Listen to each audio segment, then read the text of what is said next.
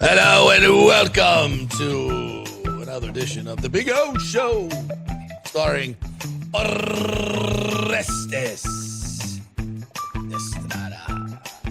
Buenas tardes, amigos y amigas. Oh, I like that. Sí, porque es 5 de mayo, así que hoy... Is today Cinco de Mayo? Yes, it is. Hoy es Muy 5 de bueno, mayo, es muy bueno. Así que hoy vamos a hacer la transmisión.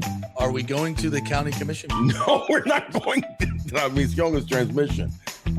Hoy la transmisión en español solamente. We're going to do the show only in Spanish today. That's good. Damn, Yeah. not too shabby. Dude, Not too shabby for a white gringo. Let me tell you, Manny, you're not that bad. You know what I'm saying? You're not that bad, Manny. But it is Cinco de Mayo. I am not Mexican, but we all still celebrate it because that's the way we are. I also celebrate St. Patty's Day, and I'm not Irish. We should have some type of a Cinco de Mayo music, but we don't. Yeah, So that's but all it we is got. Cinco de Mayo. What's up, brother? It's a great week. It's a great week because on May 4th is always May the 4th be with you. You're right. The Star Wars bullshit. Both my yeah. sons are big Star Wars guys. Yeah, my son is too. Yeah, huge Star Wars We have guys. so much in common. It's crazy. We do. Our Yeah. boys are similar. Mhm. And May 5th has always, been Cinco de Mayo for a long, long time, as long as I've been alive. And then I was made alive even this week coming up on. So the first week of May is always kind of cool. And then you have Mother's Day. So May 8th, my birthday, May 10th, Mother's Day. And we'll wish all the mothers happy Mother's Day come this Friday when we do our show. And then May 12th is my brother's birthday. So the month Mother's of May Day is a great month for our family. Golden Diamond Source gift card match. Just thought I'd get that. Oh, in there. nice. Slide that in. $500. Yes. Match it for $1,000. I like it. Bonus I like spot it. for Good. my other advertiser. Wonderful people. They are really. Julie and Steve Weintraub are fabulous. She's a great mom. Great mom, and also just He's a mother. He's the mother of all jewelers. He is And that. you like that? Yeah, He's the mother of all jewelers. He's But a mother. so I'm going to wish him a happy Big Mother's Rays Day. fan, Steve Weintraub. He's a big Tampa Bay fan. Is Yeah. what Steve Weintraub Yeah. is. So Great people. I love that guy. So, my friend, it's a big day. Yeah, it is. We Grande. Grande. I know that. It's Dia Grande. Dia Grande. Yes. As we are going over to, going to meet at Hat Tricks at 4:00, and then the City Council workshop for this join stadium. us. Come join us if you can. Been We'll waiting be for there. this for 20 years to get to this point, Yeah. so we can go in and face our city folk face to face. Right.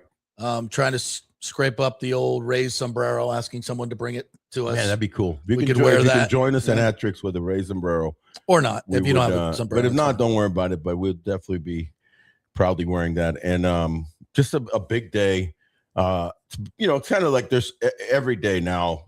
It's kind of building, right, as the negotiation. You again, cutting edge with the JP Peterson show, had Ken Babby on. Definitely want to hear if, for those that maybe weren't watching earlier, if you can give a little synopsis of that. Yes, we'll do. And because that, there's just so much going on. And I'm not going to say it starts with today because it's already been started and the negotiations have been going on, but it's a big day. We're Because in the ninth inning. Actually, we're in extra innings. Yeah, are we in extra We're in innings? extras I was going by to say far. 8th or 9th. I'm going to say the 18th. I think Wow. we're maybe to the bottom of the 19th inning. It's been that long. Well, I thought you were What's the talking. I longest thought game you in were history? switching over to a golf, a comparison yeah. that we were at the 18th. What's the longest game in history? Is it 24 innings? It was the Atlanta Braves game that it was like I No. think 20. This is longer.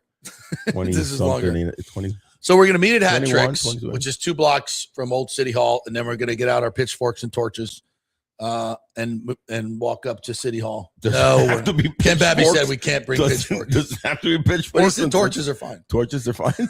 No, we're not. Why? No, none of that. None of And that. we're not going to be an angry mob. No, we're going to be a just fun-loving, supportive. wonderful, supportive mob. The key word is support. Yeah. And to be there, I think in anything of this, monumental decisions, it's important for the community to speak up Absolutely. in both sides. Yes. You know what I mean? That's Absolutely. what our democracy is supposed to be about. Yes. So And our media. and our media too. So that here we are, and we want you all to also participate in that because We love your comments dramatically, both on the JP Peterson show and obviously on the Big O show. But we also love, you're being there and putting your money where your mouth is, if you speak, so to speak, as far as supporting your side of this.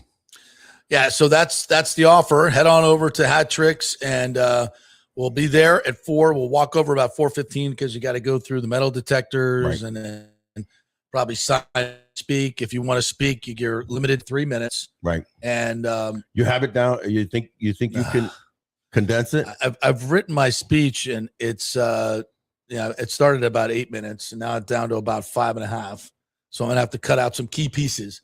But there'll be a lot of people. I mean, the whole thing is a key piece. I'll be honest with you. I haven't heard it. But there'll be a lot of people talking. So what I'll do is if they spout all the numbers that I've already given, then you can pull. I can pull that away. I can X that out and just edit on the fly. Yeah. So I some of the things you mentioned on your show, and again, if you can just encapsulate, if you had 4 key elements, talk about them for a second. Well, one thing we haven't talked enough about, and I think is a definite misnomer, is Raymond James Stadium. Right. We paid $168 million to build Raymond James Stadium back in 1996. I thought it was more, actually. No, it was $168 million. Okay. And that was SIT's money, by the way. Right. Community investment tax money that people are so crazy about not using. But we used it for that. And it's allowed to be used for public buildings, which is what this is. People talk about, the commissioner said not for new stadiums. I'd have to go revisit that whole commission meeting and see what they said. It doesn't matter what they said during the meeting. What did they vote on? Right. What was codified? And what was codified was public buildings, and lawyers have looked at it and said, you're on solid ground. You can use it for this. And we used it to build Raymond James Stadium. Was it a sweetheart deal for the Glazers? Absolutely it was. But it was also a sweetheart deal for us. It's a win-win. We get to keep our NFL team. Right. What is that worth? Having the Bucs not go to Orlando in 1997? Are you kidding me? Sure. I mean, that would have been a disaster for us in terms of for just NFL, but go on into what it also brought forth. Well, we kept our NFL team. We hosted 3 Super Bowls with an economic impact easily over $1 billion, just those 3 games. Correct. A national championship, another one's on the way. All the bowl games, the ReliaQuest, Outback, Gasparilla Bowl games, USF football is played there. The countless numbers of great concerts that we've seen that produce money. Just had one, BTS. Yeah, BTS 3 nights full. I mean, we're talking about millions and millions. I mean, and we're a tourist economy. That stadium brings so many people. $168 million. That's the best money we've ever spent. Correct. I would dare say. So, and people still bitch about it, but let's get the numbers right. It was unbelievable return on investment to a given, basically to an owner. Right. Oh, listen. Second best possibly might be, Waterside. Yeah. Given to another owner, but the Waterside project, $100 million. We gave a billionaire, Jeff Vinnick, and we've gotten in the past 12 years since then $1.2 billion back in tax revenue, according to Mayor Buckhorn, who sat right in that chair and told me that. So we've made investments before, and they've been incredibly resourceful for us getting resources back. Right. And people go, we're not getting anything for this. Yes, you are. A minimum, well, not a minimum, but projected $2.8 billion, 3 studies done. The lowest was 2.8. The highest was 6 billion. Right. Projections over a 30-year period for this stadium, building 8 million square feet. So I think you're tripling. The Ray J, the Water Street examples need to be made because this is all the people saying we can't afford to spend that money. We can't afford not to because of what we're going to get back. Correct. And that money will go towards the general fund and fixing the things we need to get fixed. And the other part is there's 10 other cities that are vying for expansion baseball. And Kansas City just spent $600 million. They gave the Royals billionaires $600 million to bring the Royals back into downtown and build their little baseball village. Correct. So everybody's doing it. There's 10 cities that want the Rays to move there. And for them, it's $2.5 billion for expansion, $2 billion for a stadium. All we need to do is put in $1 billion. Goes to show you that area is being extremely aggressive. Yes. Because what about the Chiefs? Yeah, they moved the Chiefs. Yeah, so they're talking about, and they're giving those billionaires, the Hunt family, lots of money. Exactly. Why? Because it brings them money. Yes. It's the best public money you can spend because you actually get a return on investment. Yeah. And for a tourist economy, they're not even tourist economy. We're a tourist economy. Yeah. And it's expected to bring in 10 million visitors a year. That's what the Battery does. And this is twice the size of the Battery. Right. And you cannot negate that, first of all, there's going to be a honeymoon period for, a brand new stadium.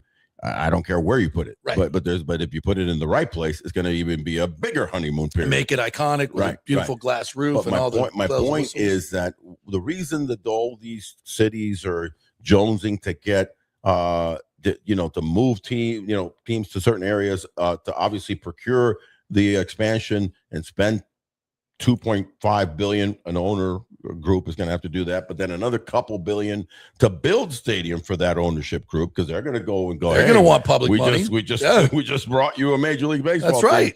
Team. It's a quid pro quo, and we're getting it for free. Is the reason that it makes sense is because major sports, and people don't realize that baseball, even if you're just drawing mediocre, still generates so many fans. Yeah. So if you have things around it, then you're going to because it's 81 home dates, everybody. It's not 10 or 11. It's not 8 or 10 like in football. It's not 40, 41 in hockey. It's 81 and all the trimmings around it. Right. So that's where the multiplicity of revenuing and tax dollars will come back to the fold. So always open to the public. Yeah. With restaurants and everything else that's going to be inside the stadium and the build out. It's just such a great deal for Tampa Bay and the detractors. We talked about it before. The only thing that I can think of with the detractors are, them questioning is the quid pro quo going to work out with the tax dollars and what you benefit. So far, the studies, even the lowest one, is trumping it by three times, right? At 2.8. But the other problem really sit here is how exponentially expensive things have gotten. Yeah. So, but it's just, that's where we're at. That's Kansas where we're City's sitting. Stadium is $1.9 billion without a roof. The A stadium is $2 billion with a roof. Yeah, you can't. So you our stadium is in line with theirs cost. A stadium even built 20 years ago. Yeah. Which is not that long ago, built in the early aughts. You can't compare. Those stadiums were being built for $700-800 million. Triple that now. Yeah. It's just the way it is. Yeah. And if the money comes back to the taxpayers, which it does in these projections, and I don't have a crystal ball. I don't know what geopolitical disasters are going to happen in the next 10 years, and neither do you, but you got to move forward with projections. And people will say, well, there's not enough information for these Skanska and these big ACOM and these companies to make accurate projections. Folks, they do this all the time. They use market values. They have all these, incredible algorithms and AI that can, project square footage, where the price is going to go, how much it's going to. These projects are built all over the world. There's lots of information to go off of, and all you need is a framework and an idea of what you're doing, how big the land is, how many buildings you're going to build, what it's going to be inside of. They have all that done. Yeah. So the projections are pretty damn accurate. Not just, yes, they are. And also, let's add one more caveat to that. You cannot right now with this crawl in a hole and kind of just close your eyes and go like, well, they'll still stay here and it'll still work out. No, they won't. You can't kick the can down the road on this. Right. Why? I can guarantee you, I can think of 6 cities that if they truly knew that the Rays were available, they come a knocking. And you don't think they're already reaching out to the Rays? And the Rays are just saying, hey, man, we've got a deal. We're working on this deal. We're just concentrating on this deal. Yeah. And that's great. Charlotte, that's Raleigh, Durham, Portland, Nashville. Nashville's a huge one. Salt Lake City. Salt Lake City. All these guys will jump in and go, hey, we'd rather do that than try to get an expansion team. Yeah. Let's just figure this thing out. Yeah.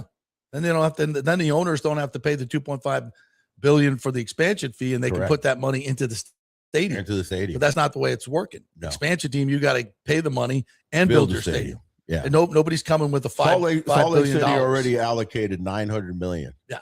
Salt Lake City, $900 million of public money. Yeah. To build the stadium in order to show MLB that we mean business. Yeah. So once you Rob Manfred announced that there is expansion to be had, we want to be on the top, one of the top on your list. And why wouldn't they be? Because they have a $900 million towards building a stadium. And that trumps everybody, by the way. Yeah. And I hate to say this, but I think it's true. It's like I know a lot of people think, well, we could use this for other things. Do you really think that these public dollars, if you save them and this $1 billion, which a lot of it is excess money that hasn't Correct. been budgeted yet. All the things that have been budgeted for the SITs are already they're not being touched by this. You really think that your bureaucrats are going to spend this wisely? Right. And triple the returns. What's the history tell you? No, they're not. Well, geez. At least this, we know exactly what we're getting, where it's going to, and there's a fantastic opportunity to get a return on investment. That's all I'm saying.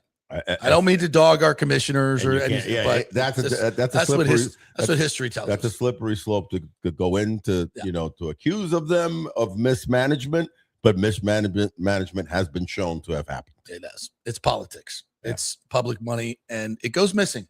It goes literally, oddly enough, missing. At least like if I could stand and say, well, that's a big fucking stadium. Yeah, I know where my money went. Yeah, that's a nice school. That's a damn big, wow. Well, that's a great Hillsborough College. Yeah, look at that. Look at that freaking thing. Yeah. And you know who paid for that? The state. We didn't. Yeah. And all our kids get to get educated in that brand new campus. Those at lower prices, by the way. Those are tangible, the big colleges, commodities that you get. Your tax dollars. So when people say, "Oh, we don't get anything back," it's the dumbest shit ever. Yeah, it's so ignorant to say that, and I see so many. It needs to be. I would consider smart people saying it. I don't believe the studies, but you believe the studies that say you don't get any impact. How's that work? Anyway, let's talk some baseball. Yeah, let's talk some baseball. This team, 10 of 11. 10 of 11. What are they, 15-1 now against the American League? That part is the one that's bonkers, befuddling me. No doubt about it. And they're playing, giving up 14 for 15 runs in 11 games now. Not to mention that they took care of a weekend San Francisco Giants and just went, and the way that they're winning is beautiful. The way they're winning is small ball meets big ball at times. When they need the big ball, they found it. When they need the small ball, it's always there at their disposal. They have very, very athletic players, that can do multiple things. Just the advent of their running game, their safety squeeze game, their, dynamic kind of game. Obviously on the mound, I mean, it starts and ends with their starting pitching. And Nick Martinez, dare I say, is pitching at a level of the best comparison. And our guy, Timmy Ham calls him, Nick Cy Martinez. Let's not get that far out there, but here's where I can call him. I can call him Nick Morton.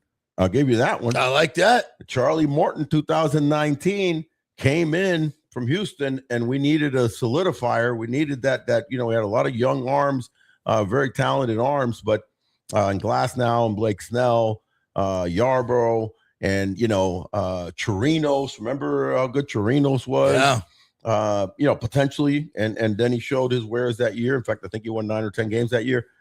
But you needed that solidifier, and here he comes in. Charlie Morton goes 16-6 with a 3.03 ERA, and it's the guy that you just hand the ball to, and he was going 5-7 every time he went out. 5-7, guaranteed. That's what you're getting right now from Martinez, and it's not like luck ball.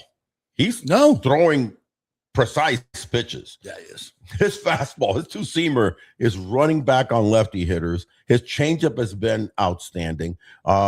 His dominance of strike throwing and throwing upwards of 70% strikes in every outing is just something to behold. And just pitching with a lot of confidence and a lot of maturity and veteran, type pitching. That was Charlie Morton that year, and we really needed it. By the way, that year, this team to me is very comparable, in a lot of aspects of that 2019 year. And that was an interesting year because that team won 96 games. Yeah, I see that coming with this group. I don't know if I see 96 games, but that team won 96 games. I'll be honest with you. I remember that season very well. And I didn't see that coming either from them to win 96 games. But that was the year that the Yankees were uber hot too. And they won. 96 usually wins the division for you. Yeah. Out of the 6 divisions. Well, they finished second because the Yankees won 103. They ended up beating the Athletics. I remember in a wild card game, and then lost in that famous 3 best of 7, 3-2 against maybe the still cheating Houston Astros. I don't know. Yeah. But regardless, wonderful year that was. I remember it fondly, and I just think that this team is kind of made up like that. They have the couple of boppers. When you look at that team. In fact, I'll bring up some of the names so you can remember. Offensively, I mean, when you think about it, it was really, the guys that were kind of controlling the offense were guys like Brandon Lau. Obviously, Yandy Diaz was had just joined the team. Austin Meadows had a historic year. Is that the 101 RBI year? That was his big. No, he had the 101 RBI year. I think might have been the year before. He had a 33 and 89 RBI though. He did 33 nice. jacks. He hit 291. My gosh, I mean, I could see Caminero doing that or besting that. It's guys like that. You had a Willie Adames that was solid. Yeah. Had 20 home runs. You had G-Man Choi, great G-Man Choi with 19 jacks. Brandon Lau had 17. Tommy Pham was a key guy in that team that year, hitting 273. And then you even had some of the guys that were, spot playing. Obviously, the two catchers were Darno and Zanino, and Travis ended up hitting, I think, 16 home runs. Yeah, that was 67 RBIs. Great catching duo there. That was a good guy. Joey Wendell, one of my favorite guys on that team. Daniel Robertson, by the way, was on that team, and he kind of reminds me of a Williamson type of player. Very much so. That same type guy that could play on all throughout, second, short, third. Swings a pretty good hot bat from the right side. Who else did you have there that did a nice job that year? Mike Brusso. Remember Mike? Oh, Brusso? My God, yeah. The legendary home run that he against hit. Chapman. Yeah. So, this team, and then on the mound, that's exactly what I was talking about. Charlie Morton went 16-6. You had Johnny Chirinos went 9-5. Blake Snell was 6-8. Tyler Glasnow 6-1. And then here's where you kind of we're going to talk a little bit about Brian Baker. Out of the blue, now closing games and pitching so well with the combination of a great fastball and a dynamic change. Only giving up one home run this year. The league is hitting 180 against them. Just pitching fantastic. Reminds me of Emilio Pagan. Came out of nowhere. Had 20 saves that year.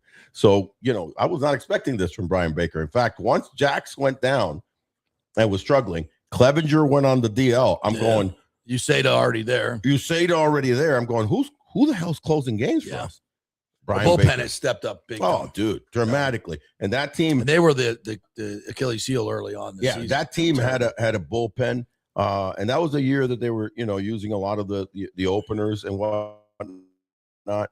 You had a Ryan Yarbrough who ended up winning 11 games that year. That's a great comparison, these two teams. They're very good because Ryan kind of goes in there with the Ian Seymour / Mats kind of level, and you could throw, I think, the way that potentially a combination of Chirinos and Glasnow, as power arm righties is what Big Red is for you, in Rasmussen. Who pitches today? Yeah, who pitches today. So the gas very man. Similar type of team. They had speed. They had dynamic offense, some pop, maybe a little bit more pop than this team has.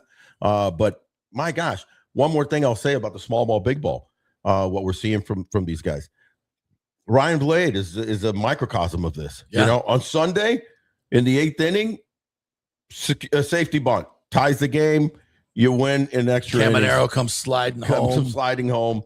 And then Monday, Ryan Blake, same guy, 3-run jack in the first inning.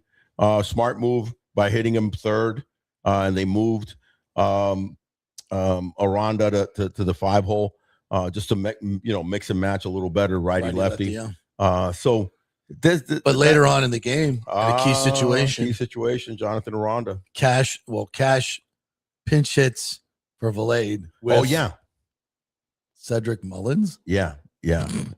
Well, I mean, but a righty had come in and stop. They stuck with him last time, and he got the big hit. Yes. No, I agree with that move. And he hit the ball to go to Mullins. Yeah, he was hitting 102. Yeah, but he's playing good defense. Yeah, why not asking him to play defense in this situation? I'm asking him to get a big hit. Harsh. Get out of here. Get out of here. Guy just hit a 3-run jack. He's bunted in the winning run. The guy's hotter than a firecracker. You want to bring in Mr. Less Than Mendoza line. Get out of here with that. Listen. Most of the things, every button that Cash has pushed this year, almost everyone has worked. So you lose. I don't think. Come on now. What are we doing? You're still. I told you 150 at bats. He hasn't done 150 yet. So he's definitely ready. Going to turn it on. You're so bad, man. I tell you, I can't be positive about everything. I got to be a little curmudgeon about something. No, I hear you. I tell you, could be positive. I actually texted Babby and I said, "What the hell are we doing? Cash. Tell Cat, fire him. Fire Cash right now. Mullins for Valet. Get out of here." No, but I tell you don't pinch it for right now is the hottest hitter in May so far is Jonathan Aranda. How about that? And I'm going to tell you, I love it because I watched him. I listened to him in this interview after he had gotten the game. Before you get to the breakdown, I want to tease that breakdown. Yeah. It's really good. Texas Roadhouse Wesley Champion is our primary sponsor. Hot. Yeah. We need my congratulations to Tyler, who runs that joint, just has a new baby. Yeah. Probably getting about 2 hours sleep a night. Brooks. Named after the great Derek Brooks. And really? Yeah. Because he's a Buck fan in the NFL, he's a Buck fan. And in the college football, he wants to beat your ass with the University of Georgia. That's right. But yeah, they're wonderful, quality food, comfort food at a comfortable price, and just the location is perfect right there in Wesley Chapel on Highway 56. So you can't miss them in between the two shopping meccas of the Wiregrass Mall and the Outlet Mall, and just so much going on there. The growth that's going on in that area, but it's easy to get to off of 75. The basket of bread. Yeah, the basket of bread is so and good. The service and the butcher. Yeah, love that place. Love that place. And there's many. I believe there's upwards of 7 or 8 in the area of Tampa Bay and beyond. One close to into Lakeland. But that's the best one. Yeah, that's the best one, and has been rated as the best one in the area for many, many years and won awards. So I can't say enough about them. And we thank them for their support. Genesis of Tampa, the new dealership here, relatively new in Tampa. They are making deals. They just made me a deal for my GV70, man. Yeah. Every time, like we used to take Ashley's car, now we take my car. It's like, and she drove it the other day, and she's like, "Man, I gotta have one of these." Wonderful. It's so nice. It drives so nice. And it's beautiful, man. The color that you picked was technology with that pearl white. Yeah, it's sweet. Yeah, it does. Look Not for love bugs. Well, no, but that's we'll take care of anybody right now in the state. But here's the deal: they do that valet service, so I got to need a little service. They're going to come pick it up, bring me a loaner, take it, and you get it clean back, it up, do everything, bring it back to me. Right. I don't even have to go out there. That is just by that alone is it's worth it. You know what I mean? Yeah. But great you also get great deals. Their guys and gals go over there because they're jonesing for your trade-ins. They gave me $11,000 for that piece of shit. BMW. Yeah, my gosh, $11,000. I think it was falling. Wheels were coming off of it. It was the emblem. Whether they stole the emblem. Yeah, right. They did. But they're like, "Why is JP leaving so fast?" Gets in, gets out. He really likes that car. He can't wait to get out of here. Yeah, no, your car is looking stellar. But great place, and not just the Genesis of Tampa, but the Murphy Auto Group and on a whole just has great service. Remember, they're big 3C of community, customer, and charity. So they're involved in all that, including that was earlier when you and I were talking about Polk County. Yeah. If you're ever up in Haines City, visit, then you're looking for a Toyota product, visit their Miracle Toyota of Haines City, which is a phenomenal spot too. So, and you've got where we're at right here, which this is Kingmakers is the studio, the offices, everything is Mac Daddy. This could be yours if you wanted for the day or for an event. All right, so let's break down Jonathan Aranda. Yeah, it's important because one of the things that was happening with Jonathan, he hit 191 in the month of April. 191. No bueno. No, but I mean, he did have upwards of 20 RBIs. I think 24 or so in the month of April. So the whole season so far, here's what's going on with him. He's what I call a heightened awareness hitter. And that's like a big thing for me.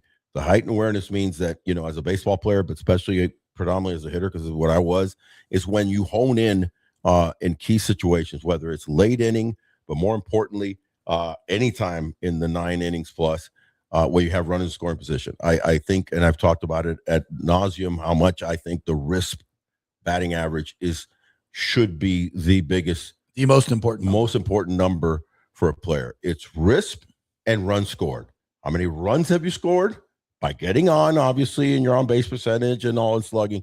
So how many runs have you scored, and how many have you driven in via hitting with runners? Listen, it's hard to drive in runs with a man on first. You have to hit a double. You have to hit a jack or a triple. And even if you hit a solo homer, you're only, accounting for one, but that's also hard. But it's a lot more aggressive if you have second and third. That's the opportunity. He was doing that beautifully. Why? Because when he has second and third, and that's what you teach, this is the mantra. This is what I lived for my whole 15-plus year career. And I try to,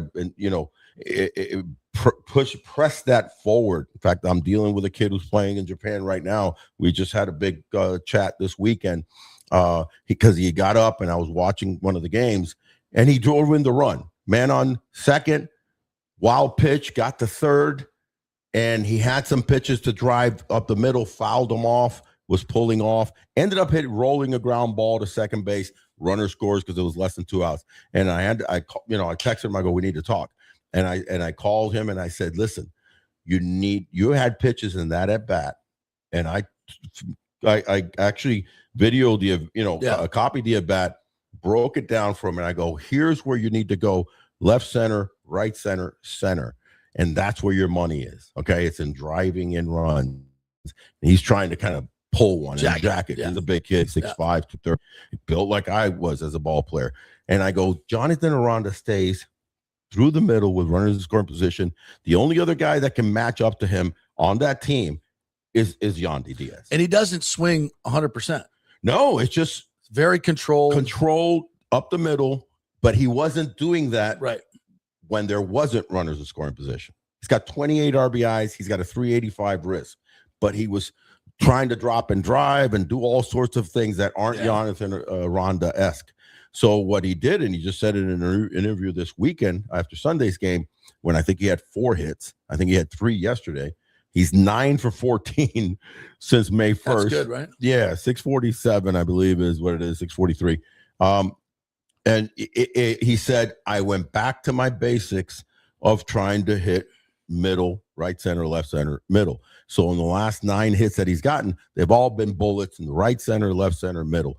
Listen, I'd rather him drop down and not try to hit. I think what's happened is that he came into the season going, I want to hit 30 home runs. And I want to be up there. I've got Junior Caminero hitting 45 and Yandy hit 25. He missed 2 months of the season. He ended up hitting 15. No, listen, your home runs are going to come automatically. I want to see you hit 22 or 23. Maybe you get to 25. But that guy could drive in 110. Yeah. He's got such a sweet swing. Especially if Chandler gets on base more. Yeah. Chandler and Caminero. Yeah. Caminero should be getting walked more because he's hitting in front of him. He's getting intentional passes to get to Aranda, who beat him on the winning run. Yeah. So that's the RBIs. That's the RBIs. Hit like Yandy. Yandy will end up with 20, 25 homers, but Yandy can end up with 90, 100 RBIs. That's what we need from these guys, and he's back on track with that. So look, whenever you're watching the games, everybody, look and see where Jonathan Aranda is hitting the ball. If he's hitting it hard, right center, left center, he's on point. I think he's back. An interesting point you make, and I just want to say this because I'm watching the game, and it's funny because in the 9th inning of that Giants game, and here's a weird thought. Okay, so it's a tie game, and they tied it in the 8th with the safety bunt. Yeah. 2 outs. Here comes Chandler Simpson. I almost was thinking, I might intentionally walk Chandler Simpson. Yeah. And I'm going to tell you why. Take your chances. He has gotten caught 4 times stealing. I mean, he's still not in the uber level of like, if he's on first, it's an automatic steal. He makes it. You can actually throw him out. He's still learning his timing and the mechanism of that because there's a mechanism to that. I'm just joking. I wouldn't have done that if I was a manager. But think about it. If he makes the last out, you better score in the top of the 10th. They did not. Yeah, because he's going out to second base. He's going out to second base. He's starting with no outs at second base. That's an automatic run. That's almost an automatic run with that kid's speed. Yeah, and the manager, Vitello, even admitted that. Was it Vitello? No, I'm mixing up my game. No, it was. But the other manager even admitted that. Yeah, it was Vitello. It was. And Caminero was like, "Yeah, when they ended up coming walking up, him. Yeah. You had to walk him because you need to try to create a force with the slower, often ground ball hitting Jonathan Aranda, and then he just hits up the middle, flares a hit, game over like that.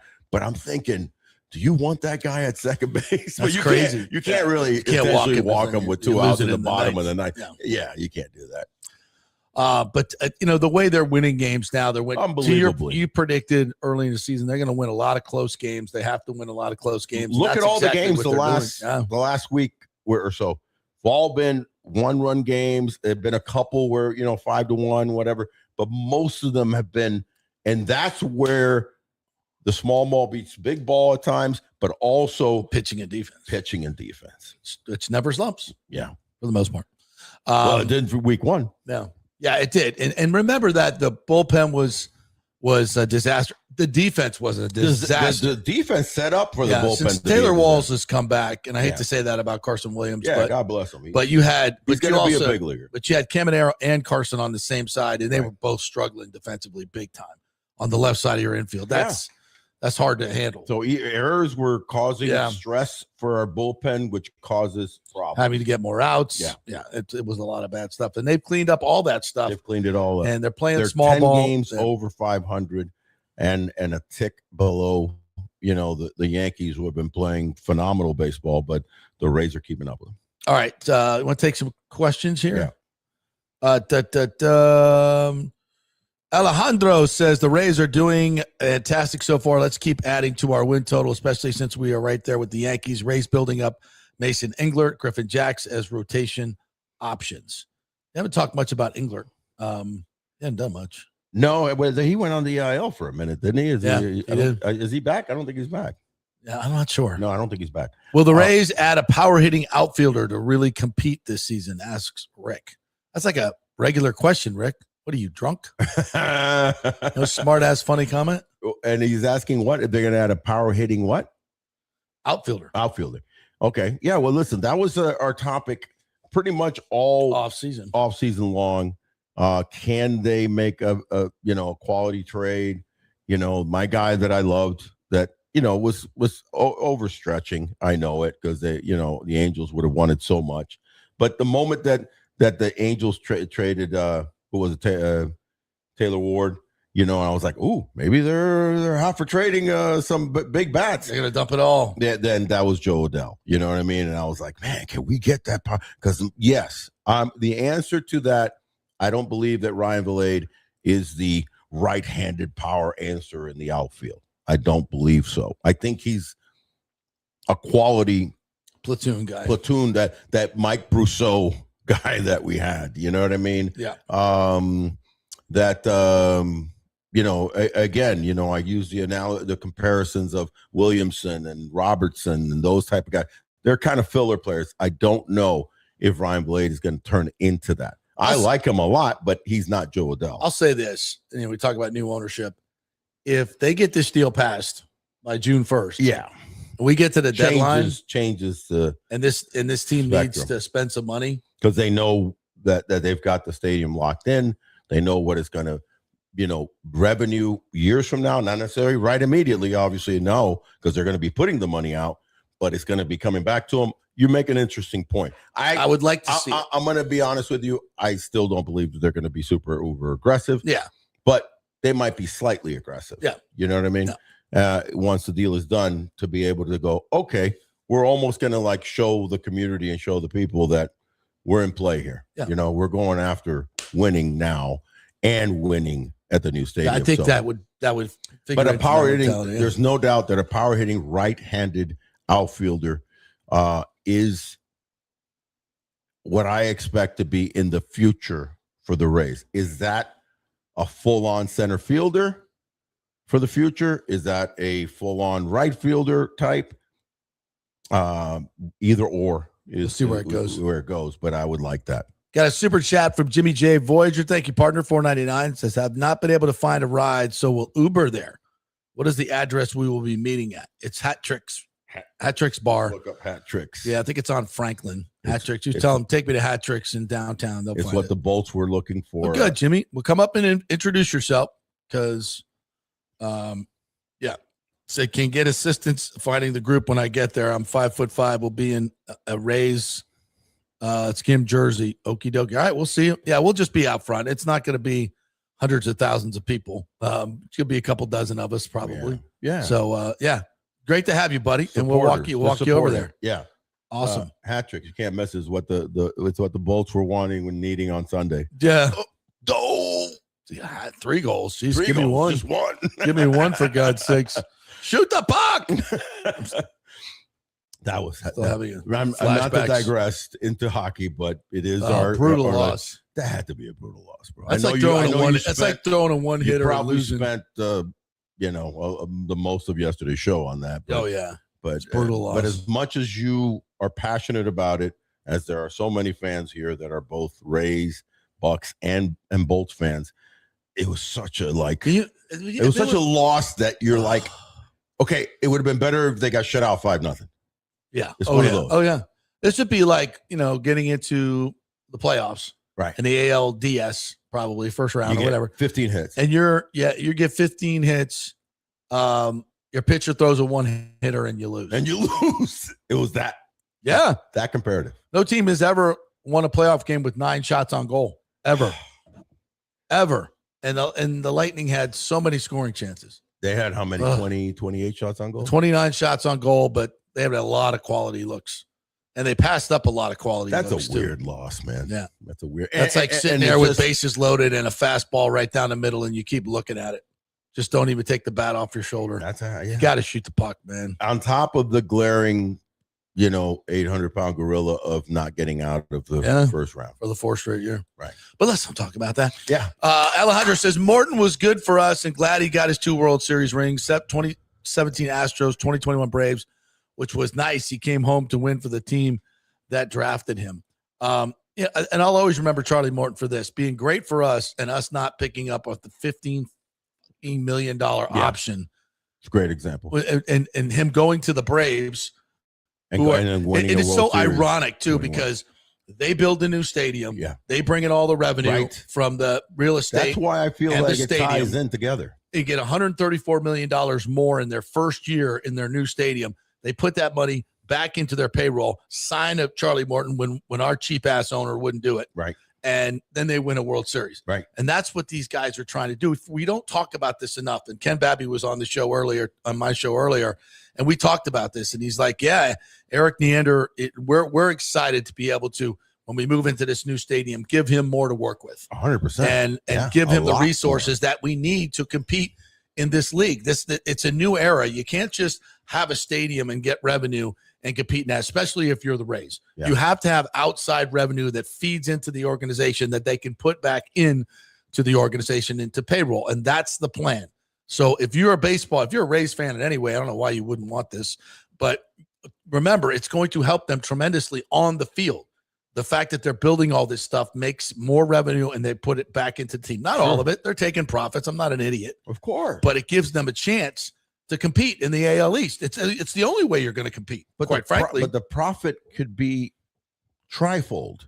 Yeah. And so I'm saying that this is a legacy deal for not just for the millionaire owners, because remember, not every single guys in that ownership groups are billionaires. Yeah, right. Most of them are not. Zalewski's the only one that is. Yeah. So, but they're going to benefit, right? The municipalities are going to benefit because all these tax dollars comes in and get tripled, hopefully, if not quadrupled, and then that benefits the community because it's spent back in our way. So I agree with you. And going back to Charlie Morton, here's a guy who was 35 years old, just like Martinez, who was happy, excited. He's from Central Florida. Martinez is from South Florida. They're Floridians.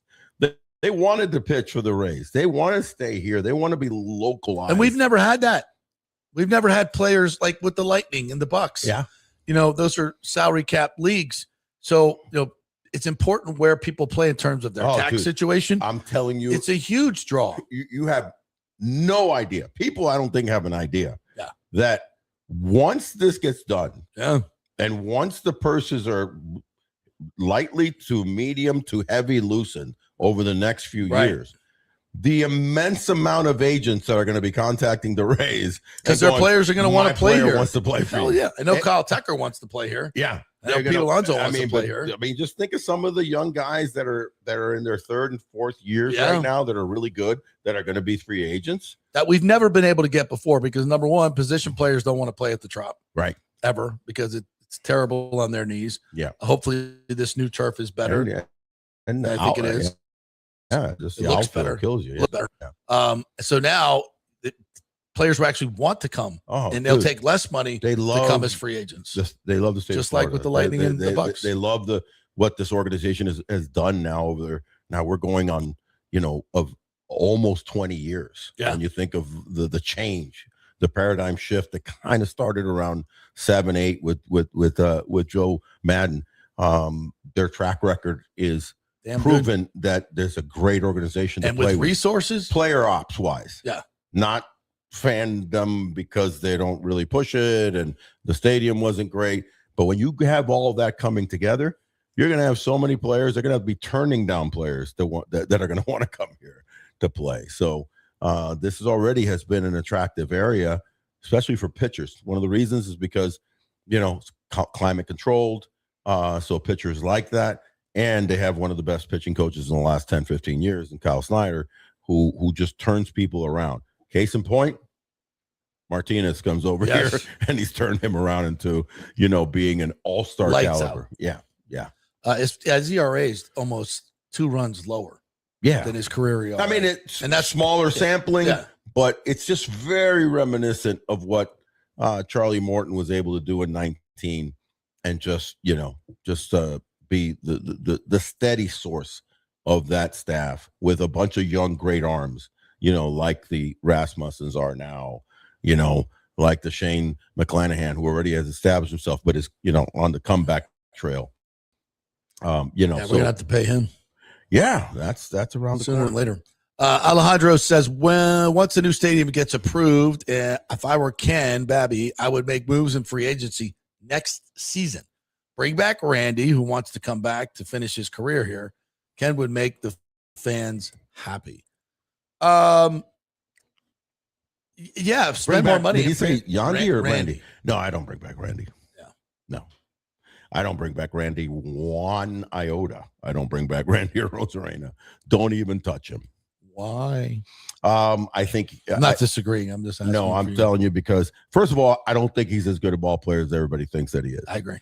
Right. So you really got to look into the dynamics of what kind of really ball player does he put out there on the day-to-day. He's a tremendous swing and miss guy. He's not a height and awareness hitter, late game. Randy Arozarena, I like him. He's fun. He's got massive power. He had height and awareness for a 30-day period in October of 2008. And it was dramatic. 10 home runs, 20-something RBIs, and everything just clicked. God bless him. But if you really look beyond that, it's not the player that you want to spend uber millions of dollars. And one more caveat, he's not the clubhouse presence that you want. You know what I mean? I don't think that he's more of a Yandy would. Yeah, and Yandy would not be happy. And honestly, that's the guy that you retire. Right. That's the guy you retire up. Exactly. You retire that's the guy him you up. Want. You retire him up for. I would retire Yandy right now, before signing Caminero, because the Caminero is a more complicated deal, right? Of how long, how much million, Yandy, I'll tell Yandy, Sugar Shane. Yeah, we're gonna Caminero. Just tie them up and say, hey Yandy, we want you for 3 more years. Yeah. And if anything, you're mentoring the kid. Did we talk about Miami on this show? You going down there? No, it was on yours. Yeah. So Rowe went down there to throw out the first pitch. Well, yeah, that was the schedule thing was just to go down there and they pulled you for the right-handed Dolphin quarterback. They used and abused me like I was a pitcher for the by the way, I loved it. Thank you to my fish. Listen, that organization's trying to do some things. They've got an exciting young team, really exciting young team with 2 or 3 monster arms. Obviously, Sandy leads that staff, and he's back to Alcantara is back to 100%, and he's seeing, you're seeing the Cy Young levels. But there's some other, really talented young pitchers over there. Stowers is a great hitter. Obviously, Liam Hicks is doing phenomenally. Got to hang out with some of those guys, but more importantly, they wanted me to really, kind of meet the fans, and because what it is that every Sunday now they're doing retro day, so it's every Sunday is 90s. You got to bring me down there for one of those. Yeah, in fact, on Friday I'll wear my retro 90s Florida Marlins. You got to go down there, and beautiful stadium. It just reminds me of what this could be if you built a stadium like Lone Depot Park, which is a glorious, wonderful, newer stadium. I'm still more prone to loving Wrigley, Chavez Ravine, Dodger Stadium. As far as the newer ones, for retractable roof, it's spectacular. It's spectacular. So well done. So open. The architecture of it, interior wise, is beautiful. The way that you walk around, you can get everywhere. Great place. Huge loge areas, right? Huge loge areas. Which the Trop has never exactly. So people are walking and kind of having fun, and they're walking the loge area. It's a park. It's a park. Yeah, it really is, and they did a wonderful job. Not a Walmart. But on the flip side, first of all, thank you for having me over there, Luis Durante Jr., who heads a lot of the alumni things, a wonderful guy with the organization. They had me doing a little bit of everything, meet and greets, slinging hot dogs. Almost. I ate a couple though. But also did a cool half-hour segment with my old homie and teammate Jeff Conine. So they wanted to produce kind of these segments about the history of the Marlins. That's great. So we should do that for the Rays. We did just 30 minutes of the 93 season and talked about the excitement during spring training leading up to the season and some of the funny things and the wonderful things of that 93 season that drew over 3 million people. So listen, that was a blast. So by the time they had me running around, it was like 1:15, 1:20. They're like, oh, we're not doing a first pitch and we're going to have you back. So I just loved it. It was wonderful. They had like 23 or 4,000 for them. It's a good crowd against the Phillies, and had so many people that came up to me and were, I forget how many OG fans they still are over there, remembering. Any words of advice from Malik Willis, who took your first pitch and threw it into the backstop? Yeah, the new Dolphins quarterback. Yeah, I think that was on Saturday. Just a bit out. Was it Saturday? Saturday, yeah. Malik was very excited, and he had his glove and his hat, and his jersey, and he went out there and he got on top of that mound, and he didn't realize how high it is. And if they've never been on a major league mound, it's high and hard. And when he went down, it buckled him. Like down goes Frazier, down, and then that opened him up. Yeah. And Dougie Weckner would do a great breakdown on that pitch and go like, well, listen, you just kind of collapsed and the arm went this way and the ball went towards the dugout, and wasn't exactly as bad as 50 Cent. No. 50 Cent was the worst. But he missed Aranda Gadsden by. But I don't even think Hill could have caught that. Mark pass. Cooper. Maybe only Paul Warfield. Paul Warfield could have caught it. He could have caught that. He was the best. We're going way back in time. Yeah, come on now. 72 Dolphins. Yeah. All right, partner. Rick said something else I wanted to mention. I can't remember. Randy, not the big brown Cuban you want on your team. Yandy, yes. Wow. Sorry for going off there on the Randy, but that's Truth. Not where I'm going to spend. You're talking, $15-20 million a year on a player. He's going to have to go get it somewhere else, not here. No. Yeah. Anything else you wanted to add on today's festivities? Let's see, there was I wanted to compare the Rays to 19. I welcome everybody sending in their thoughts about that comparison, because I think that listen, we win 95, 96 games. What? I think I'll be really happy. Aranda is back up the middle. Wait a second. Wait, we have breaking news. Steven Matz to the IL. No. Dadgummit. What is it? I don't know. Let me check real quick here. What could it be? He had no signs of any. Steven Matz left elbow inflammation. Inflammation. No. He didn't pitch like he had any bothers. 15-day DL retro to May 4th. Right-handed pitcher Chase Selesky called up from AAA Durham. Selesky will wear number 72. Not a 15-day DL for one of our pitchers. Left elbow inflammation. Yeah. Yikes. Yeah, there it is. Yeah, let's just hope that's not. It's just real quick, man. I mean, to touch on that, it just seems like our Rays pitchers get hurt quite often. And then when they get hurt, it's like the rehab makes them worse. I don't know. I just feel like maybe the first diagnosis is trying to be optimistic, hopeful. But holy cow. Because we always get that wrong. Now you're hopeful that, Joe Boyle can get back in the mix, into the fold here. I don't know how long his stint was supposed to be. But obviously Clevenger's back, which helps. But it's out there. They're transitioning Jax. And Jax is starter, but helps, he's already starting. This is where you start. Yeah. You can get into troubles, and that's where it becomes these are the Rays of our lives. Yeah, because then you start going into these, the depth situation, and you're pulling on the bullpen to garner more innings. And I hate to say this, but we remember last year we had that run, and everybody was like, "Oh, we're going to the playoffs." It was May, June.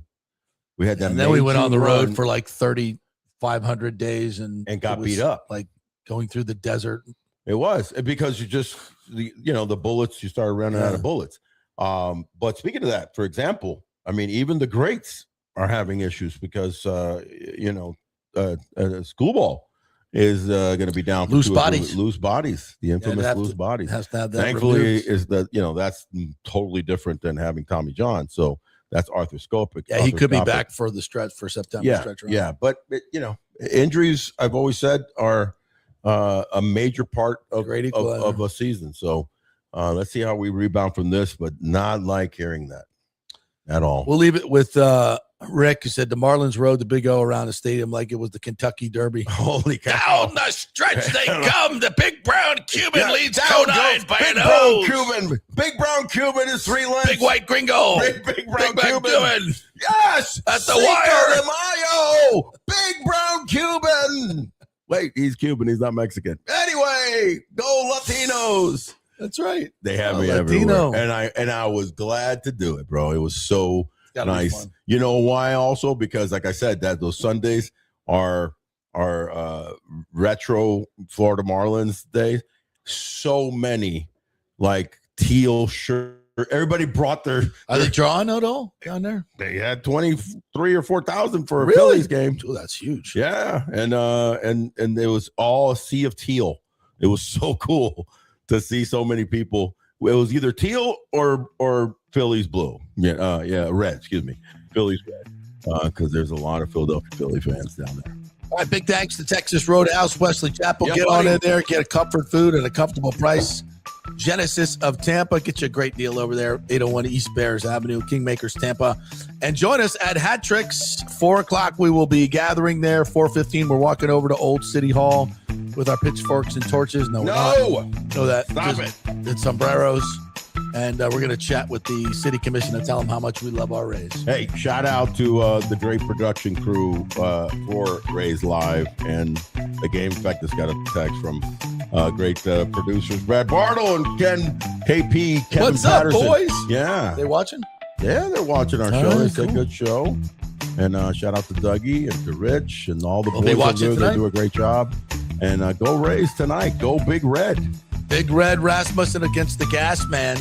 Ooh, Kevin Gausman. That's right. That's legit.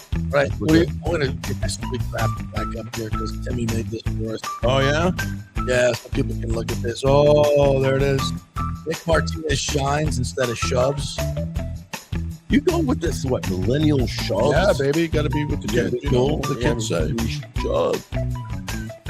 Nick Martinez. What do you say to all the people? What I say on Cinco de Mayo, lo voy a decir en español. Let me tell you something. Go outside, come back in, start all over. And when you do, tranquilo y tropical.